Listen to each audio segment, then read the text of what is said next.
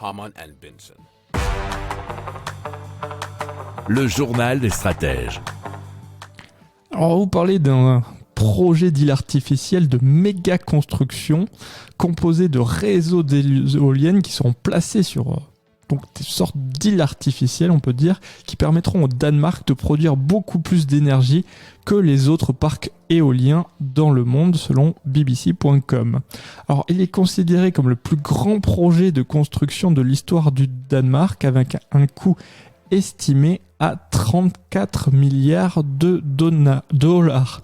Selon les données officielles, près de 49% de la production totale d'énergie du Danemark provient de sources d'énergie éolienne. Il faut savoir qu'ils ont été le premier pays au monde à construire un parc éolien offshore en 1991.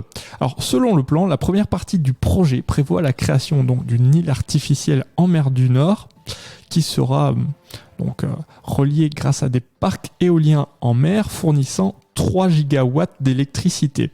Alors ça a un potentiel à terme d'expansion à 10 gigawatts. Alors l'autre île artificielle qui sera plus petite sera située en mer Baltique sur l'île de Bornholm et produira 2 gigawatts d'électricité. Alors elles seront considérées comme des infrastructures critiques et donc le gouvernement danois a annoncé qu'ils contrôleront au moins 50,1% des îles. Alors, le projet prévoit de fournir de l'électricité aux Danois, mais aussi au réseau électrique d'autres pays voisins, et on y reviendra dans un autre article. Alors, l'énergie éolienne en mer fournit actuellement environ 12 gigawatts aux pays de la zone.